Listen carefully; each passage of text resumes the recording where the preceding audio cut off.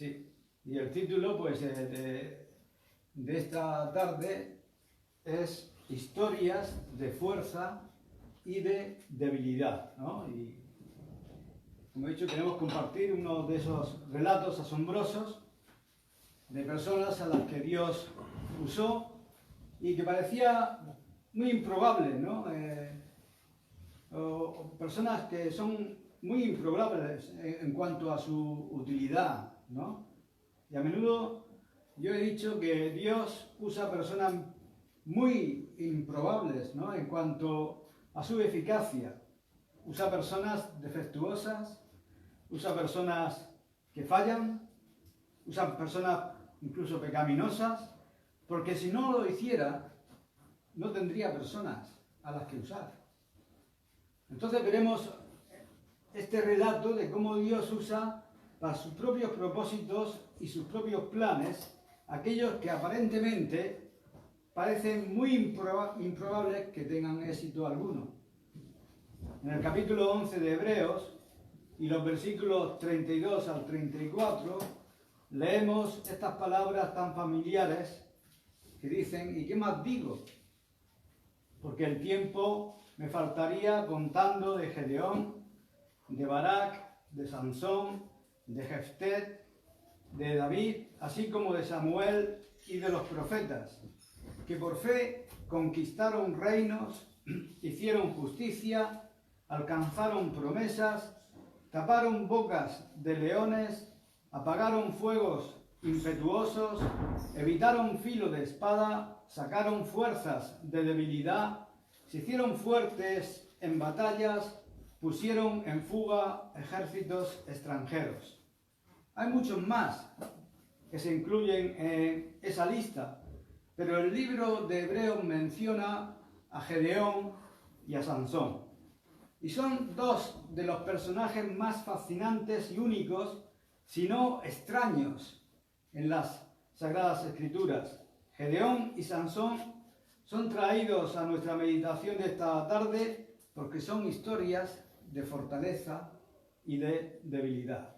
Gedeón va de la debilidad a la fortaleza y Sansón va de la fortaleza a la debilidad. Pero en ambos casos son útiles para Dios de maneras importantes. Ahora, ambos hombres, Gedeón y Sansón, se identifican en la Biblia como jueces. De hecho, la historia sobre ellos está en el libro llamado Jueces. Y es posible que desees ir a ese libro en este momento porque allí es donde vamos a pasar nuestro tiempo, en el libro de los jueces. Cuando hablamos de un juez, inmediatamente tenemos imágenes en nuestra mente de la sala de un tribunal, o pensamos en un estrado, pensamos en un tribunal de justicia, alguien que está instruyendo a los jurados, alguien que está escuchando casos, que está trabajando con abogados, asegurando que los acusados tengan un juicio justo cuando han sido acusados y promete defender la ley del país. Tenemos esa opinión de un juez y con razón, pero eso no se parece en nada a los jueces de este libro de la Biblia. Y supongo que podríamos haber deseado que la palabra hebrea traducida jueces hubiera sido traducida de una manera diferente. Habrían algunas opciones, pero tenemos la palabra jueces, así que solo tenemos que redefinirla un poco. El término hebreo, que se traduce juez, se puede traducir como juez, pero en realidad es una palabra que significa libertador o liberador. El tipo de juez del que estamos hablando aquí fue alguien elegido por Dios para proteger, preservar y liberar o rescatar a Israel de sus enemigos. Cuando la nación de Israel entró en la tierra de Canaán, que por supuesto sabrás que estaba ocupada, se les había prometido por Dios, pero estaba ocupada por muchas otras naciones diferentes. 5 de ellas están identificadas en este libro de Jueces como las naciones más formidables y potencialmente más peligrosas que Israel tendría que enfrentar. De manera que pudieran sobrevivir en esa tierra, tendrían que ser liberados del poder devastador de estos enemigos residentes. Entonces los jueces no son expertos legales, no son abogados que fueron elevados porque eran mejores que el resto, realmente eran conocidos por sus hazañas militares, eran conocidos por su capacidad para, por el poder de Dios, conquistar a los enemigos y proteger al pueblo de Israel. Así es como debemos entender a los jueces. Son, por así decir, salvadores, son libertadores, son guerreros, gobiernan, lideran y dirigen, pero se parecen más al general de un ejército que a cualquier político o monarca. Es decir, tienen liderazgo sobre las tropas en el punto del conflicto, en el punto de protección, en el punto de batalla. No son jueces nacionales como designados para gobernar la nación de alguna manera, son simples hombres. Y en un caso fue una mujer llamada Débora, que fue levantada por un periodo de tiempo para ser una libertadora en Israel, que Dios usó para asegurar la perpetuidad de su pueblo. Dios hizo una promesa de preservar a su nación y a través de esa nación bendecir al mundo y a través de esa nación traer la semilla, que sería el Mesías. Dios hizo esa promesa y Dios cumplirá esa promesa incluso a través de la historia de una nación apóstata e incrédula. Dios es un Dios que cumple su palabra y la historia de los jueces es la historia de la protección de Dios de un pueblo muy malvado y pecaminoso, el pueblo de Israel. Así que Dios cumple su promesa y la buena noticia es que si Dios cumple su promesa de preservar al pueblo de Israel, que es impío, que es desobediente, que es rebelde, podemos estar seguros que Dios cumplirá su promesa con aquellos que son sus propios redimidos, que son fieles y quienes le obedecen. Así que esta es la historia de la fidelidad de Dios a las promesas hechas a Abraham sobre la perpetuidad de su pueblo Israel. El libro de Josué termina con los israelitas que acaban de entrar en la tierra prometida. Y han prometido al Señor, al final del libro de Josué, que van a hacer todo lo que el Señor les mande. Todo lo que el Señor quiere que hagan, lo harán. En Josué 24:24 el pueblo le dijo a Josué: serviremos al Señor nuestro Dios y obedeceremos su voz. Eso es lo que vamos a hacer. Vamos a ser un pueblo fiel a Dios que nos ha sacado del cautiverio de 40 años en el desierto y ahora nos ha metido en la tierra prometida de una manera maravillosa. Ahora, años antes, Moisés había instruido a la gente, cuando estaban a punto de entrar en la tierra, que si servían fielmente al Señor serían bendecidos. Y si no servían fielmente al Señor, se verían severamente castigados. Así que necesito recordaros lo que el Señor dijo a través de Moisés, que se encuentra en Deuteronomio 30, versículos del 15 al 18. Y aquí está la palabra del Señor a esa gente que está en las fronteras antes de entrar en la tierra. Dice: mira, yo he puesto delante de ti hoy la vida y el bien, la muerte y el mal. Porque yo te mando hoy que ames a Jehová tu Dios, que andes en sus caminos y guardes sus mandamientos, sus estatutos y sus decretos, para que vivas y sean multiplicados, y Jehová tu Dios te bendiga en la tierra a la cual entras para tomar posesión de ella. Mas si tu corazón se apartare y no oyeres, y te dejares extraviar, y te inclinares a dioses ajenos, y les sirvieres, yo os protesto hoy que de cierto pereceréis. No prolongaréis vuestro día sobre la tierra a donde vais, pasando el Jordán para entrar en posesión de ella. Entonces, en el punto en que van a entrar en la tierra, antes de llegar, se les advierte. E inicialmente dan la respuesta que leí de Josué 24:24. Nosotros serviremos al Señor y obedeceremos su palabra. Y según Jueces capítulo 2, versículo 7, es una buena respuesta, es una respuesta verdadera. Y el pueblo había servido a Jehová todo el tiempo de Josué y todo el tiempo de los ancianos que sobrevivieron a Josué, los cuales habían visto todas las grandes obras de Jehová que él había hecho por Israel. Podríamos estar alentados, ¿no?, por esto. Toda esa generación que vio lo que Dios hizo, toda esa generación que fue parte de la deambulación milagrosa en el desierto y la entrada en la tierra prometida, sirvió fielmente al Señor. Pero esa generación murió y apareció otra generación. La próxima generación cometió el mal más supremo a los ojos de Dios. La próxima generación comenzó a adorar a los ídolos. Y habían ídolos por todas partes en la tierra de Canaán. Por eso Dios les había ordenado que cuando entrasen en la tierra, que echaran a las naciones, que las conquistaran, que las expulsaran completamente de la tierra prometida. Dios les ordenó hacer eso por el bien de su propia preservación, pero ellos no hicieron eso. En consecuencia vivían hombro con hombro al lado de vecinos idólatras, inmorales y paganos. Y esos vecinos tuvieron un efecto terriblemente negativo sobre Israel. Israel cayó en todo tipo de formas de idolatría por la influencia de esos vecinos paganos. Se les advierte en el 2 capítulo de Jueces que no hagan alianzas con estos paganos, pero hicieron alianzas con estos paganos, tanto formales como informales. Y así el libro de Jueces registra lo que sucede durante un periodo de 350 años de convivencia con idólatras. El libro de Jueces registra siglos de repetidos fracasos de Israel en obedecer a Dios, en honrar a Dios.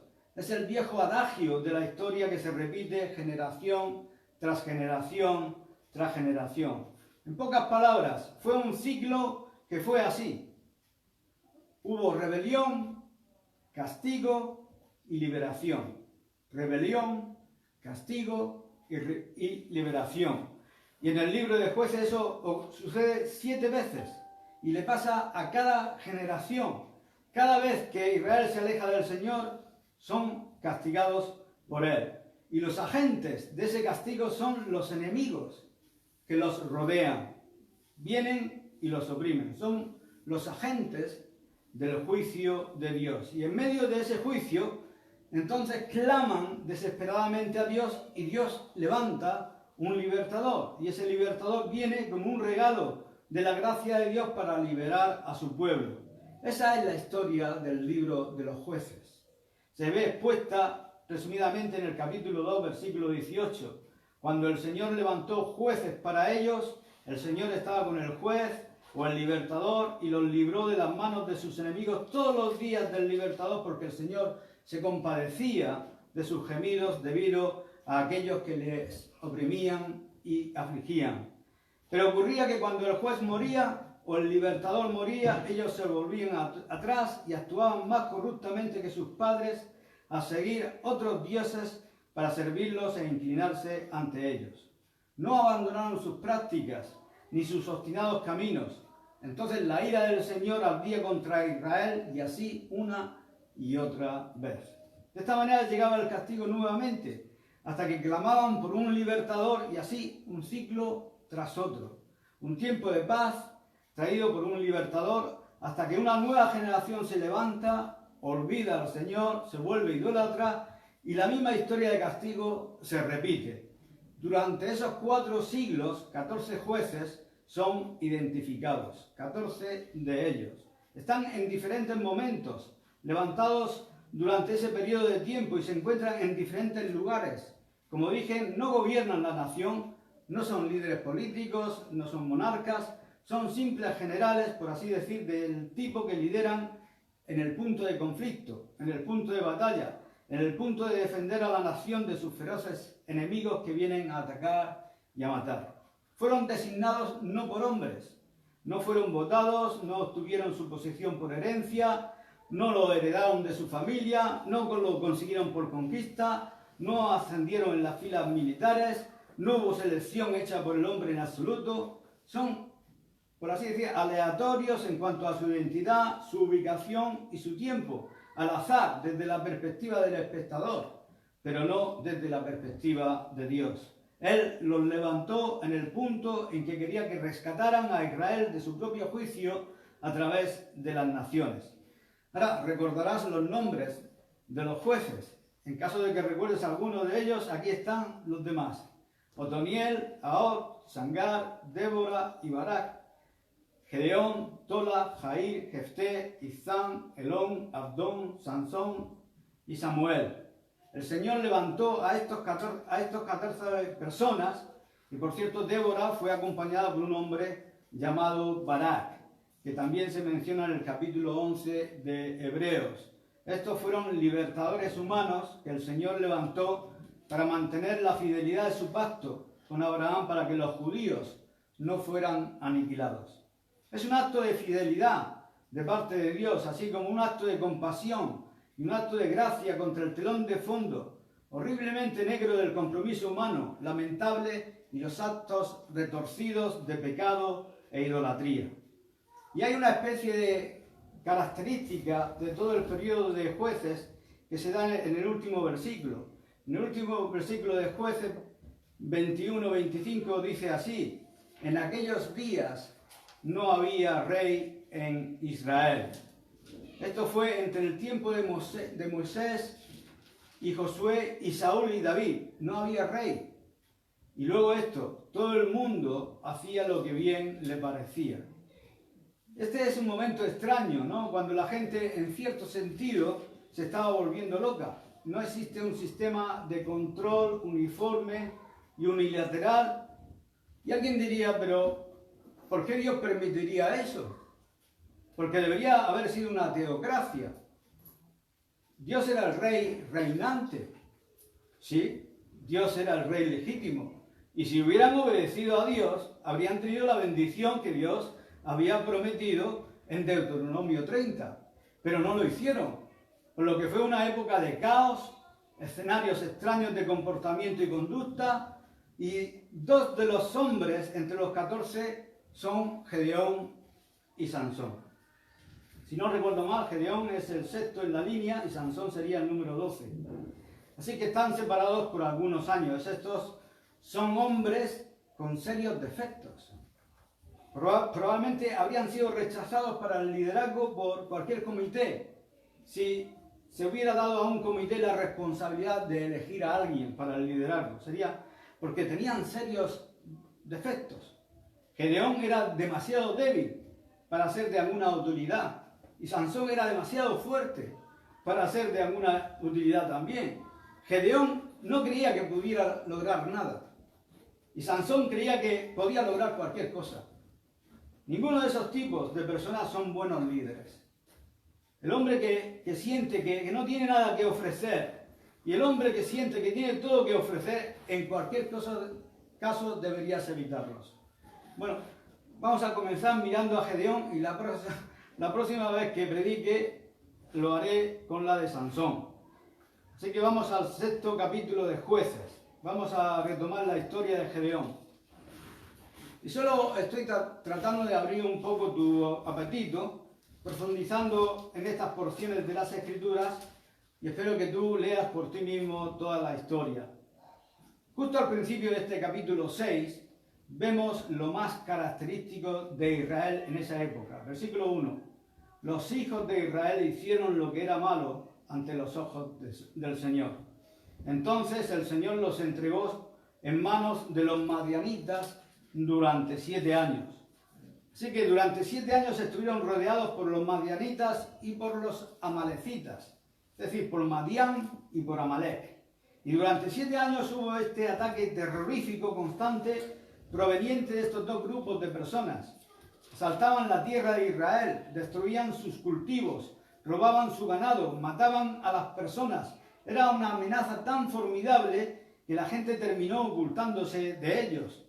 Se escondían en las montañas, se escondían en las cuevas. Tenían que hacer su trabajo casi a diario en algún lugar oculto, porque eran asaltados por estas personas. Y ese temor perpetuo había durado 7 años. Finalmente clamaron a Dios por ayuda. Necesitamos ayuda. Y llega la ayuda. Capítulo 6, versículo 11. Vino el ángel del Señor. Eso es ayuda. Eso es ayuda en el más alto nivel. El Señor selecciona a un hombre llamado Gedeón para que sea la respuesta para liberar a Israel de los madianitas y de los amalecitas. Y el Señor se le aparece a Gedeón en un lugar extraño.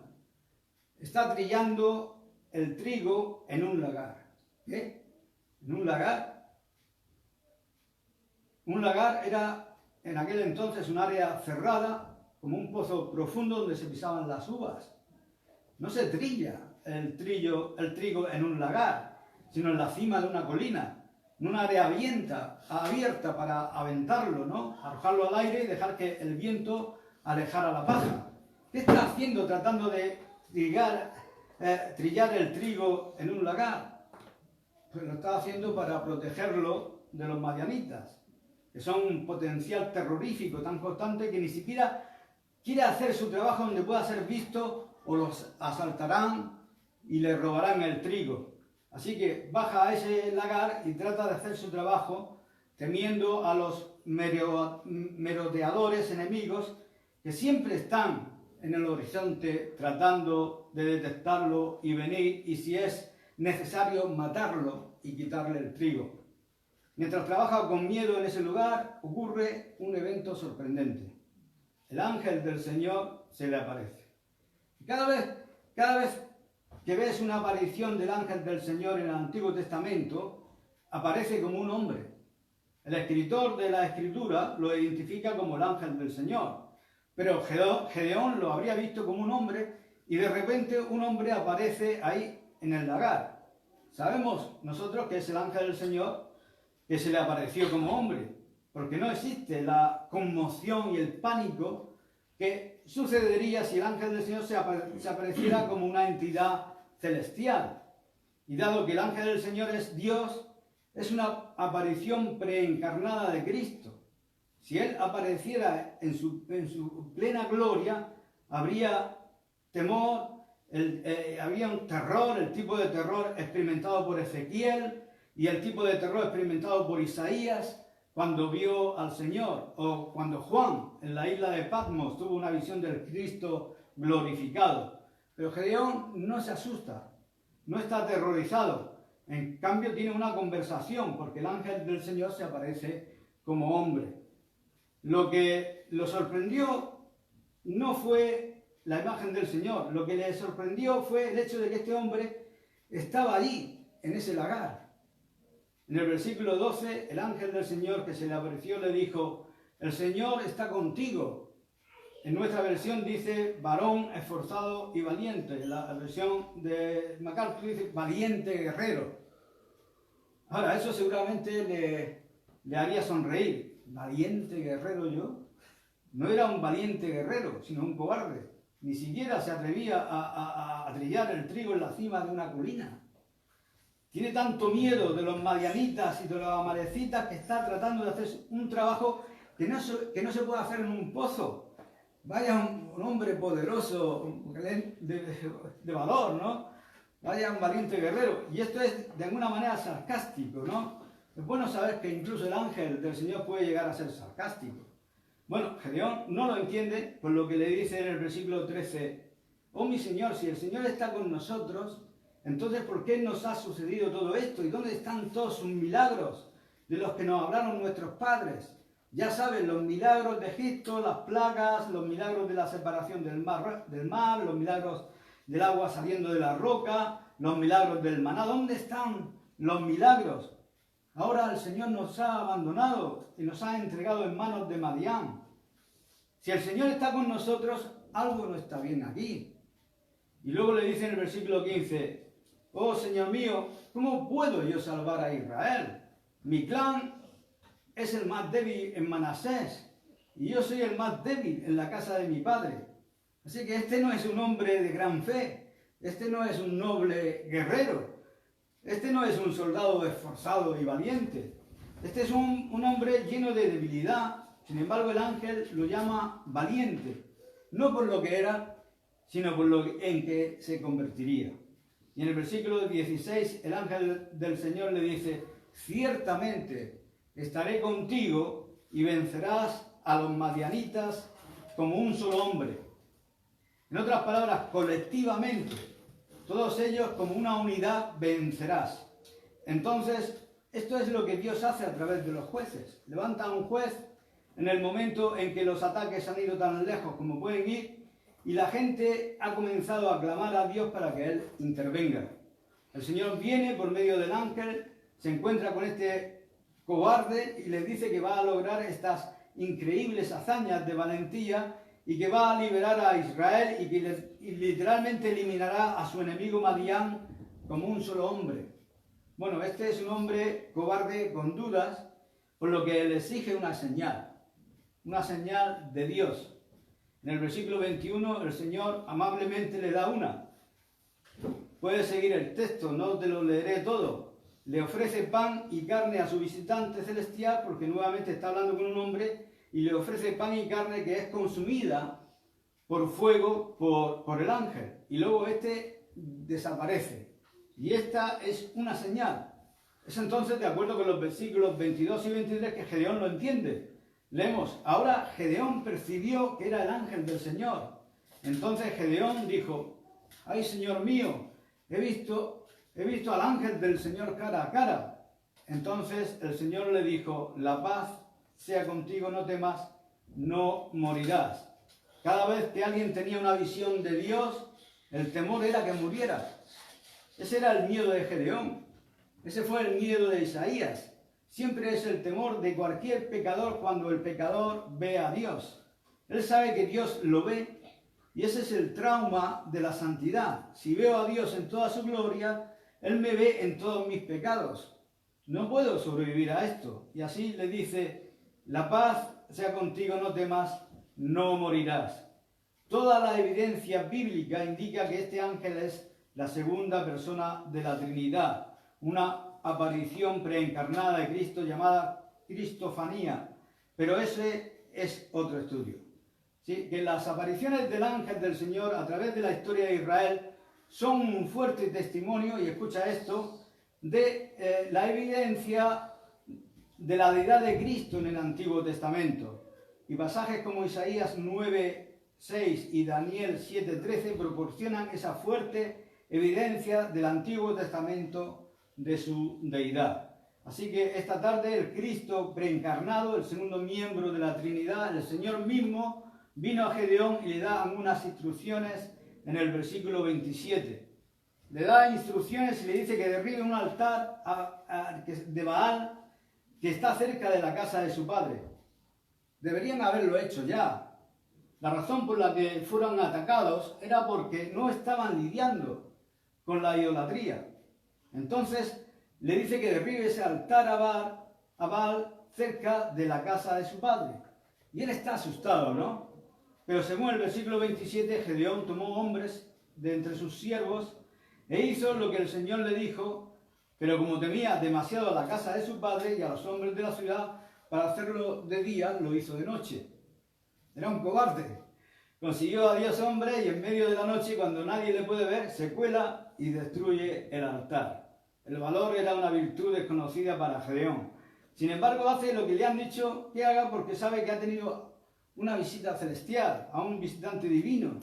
Cuando se entera de que los invasores madianitas han regresado, Gedeón convoca a los hombres de Israel para luchar y la historia se vuelve más interesante. Ahora está comenzando a asumir la responsabilidad del liderazgo y por eso dice: tenemos que luchar. Y este es un ejército voluntario y se alistaron 32.000 hombres, 32.000 guerreros. Y Gedeón todavía tenía miedo. Mira los versículos 36 al 40. Gedeón le dice a Dios: si has de salvar a Israel por mi mano, como has dicho, así que va a pedir otra señal. Esto es una tontería, pero así es él, ¿no? En versículo 36, he aquí que yo pondré un vellón de lana en la era, y si el rocío estuviera en el vellón solamente, quedando seca toda la tierra, entonces entenderé que salvarás a Israel por mi mano, como has dicho. Versículo 38, y aconteció así. Pues cuando se levantó de mañana, exprimió el vellón y sacó de él el rocío, un tazón lleno de agua. Entonces Gedeón le dijo a Dios: no dejes que tu ira arda contra mí.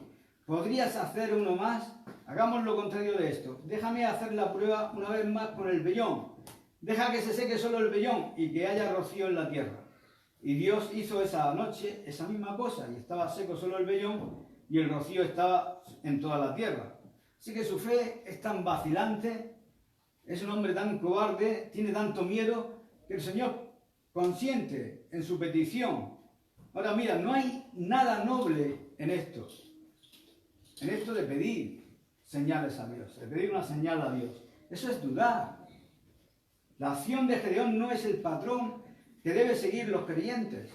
Nosotros no probamos al Señor, no intentamos determinar la validez de su palabra preguntándole por una confirmación milagrosa.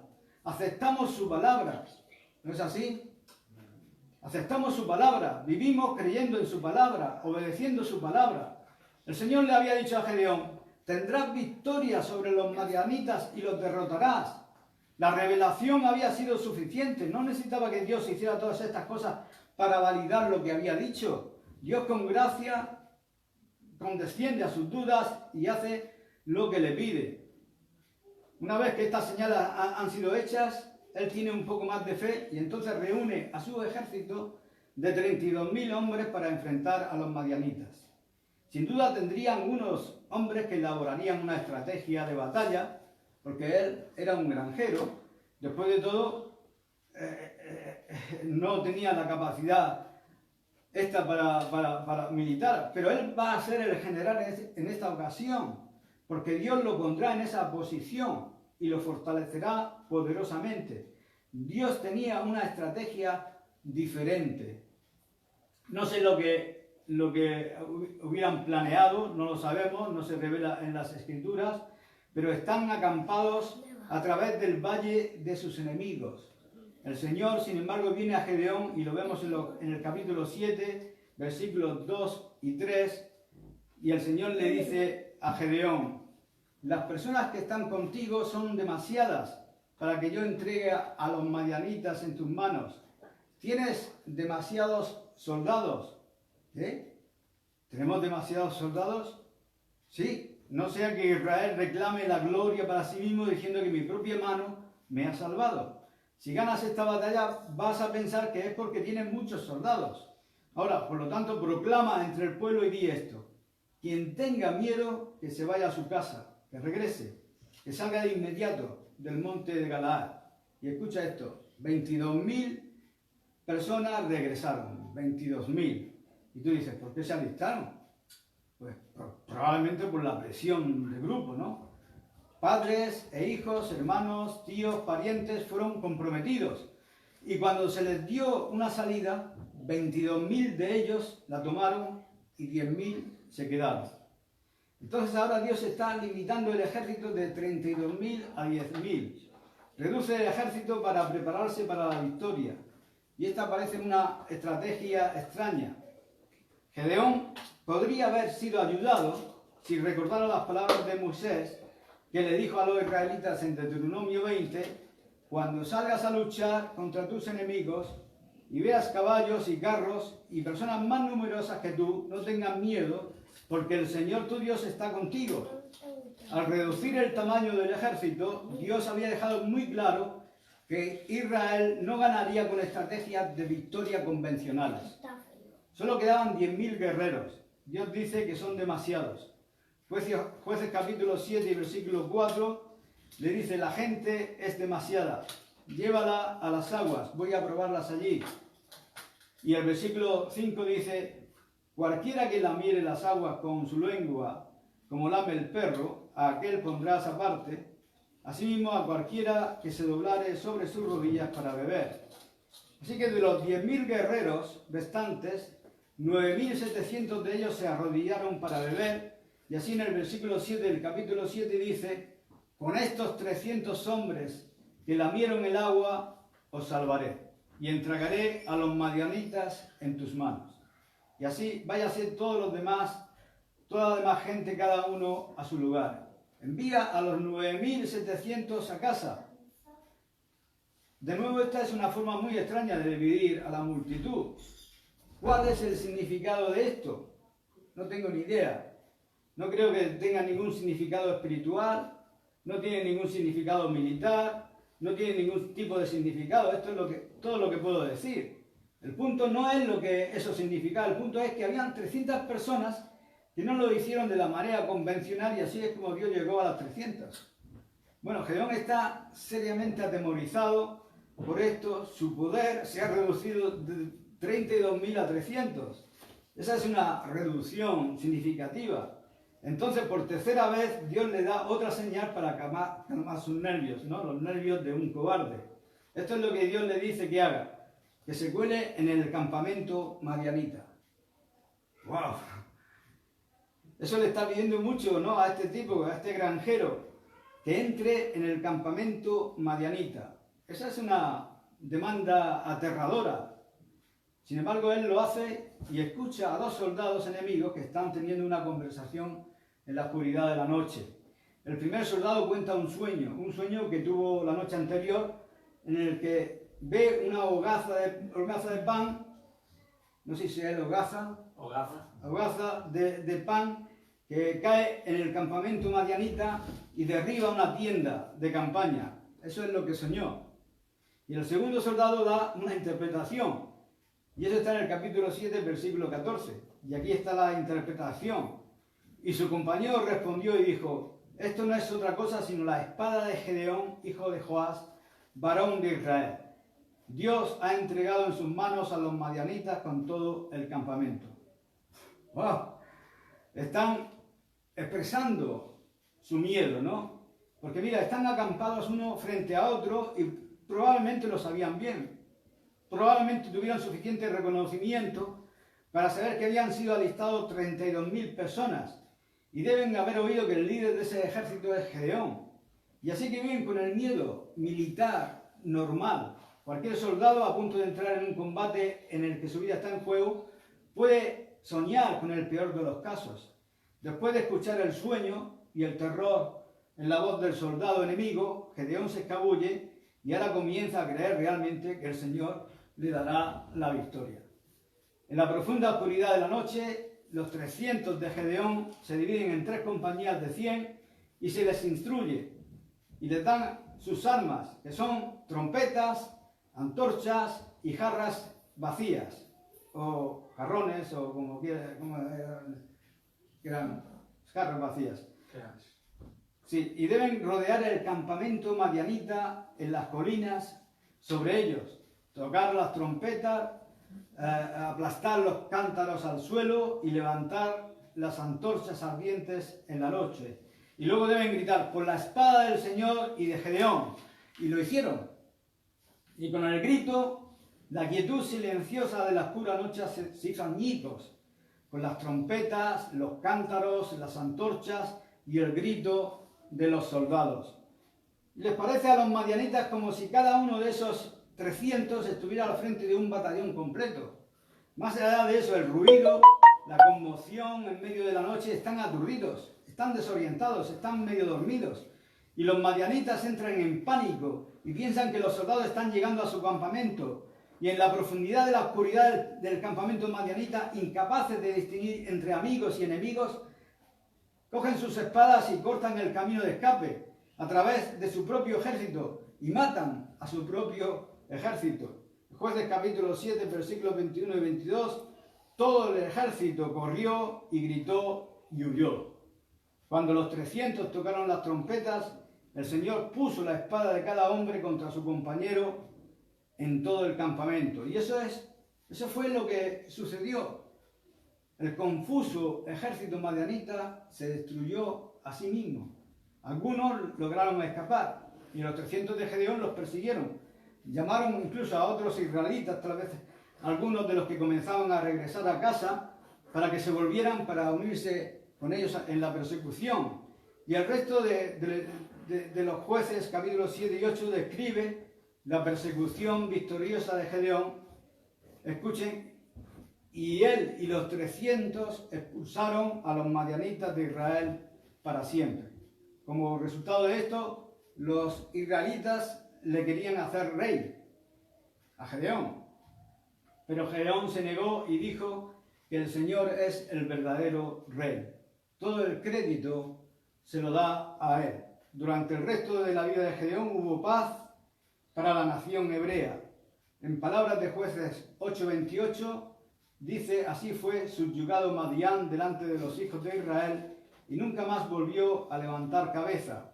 Y reposó la tierra 40 años en los días de Gedeón. Increíble, ¿no?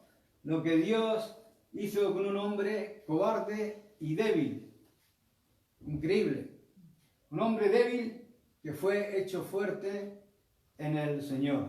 Y aquí concluye la primera parte de estas historias asombrosas acerca de Gedeón. Hay mucho más en esta historia que se podría hablar, pero lo ha hecho de una manera positiva, como he dicho antes, muy sencillamente y sin dar todos los detalles de esta historia. Pero hay mucho más de lo que se podría hablar de la historia de Gedeón y muchas aplicaciones, incluso para la iglesia de nuestros días. Pero en fin, aquí concluye el mensaje. Amén.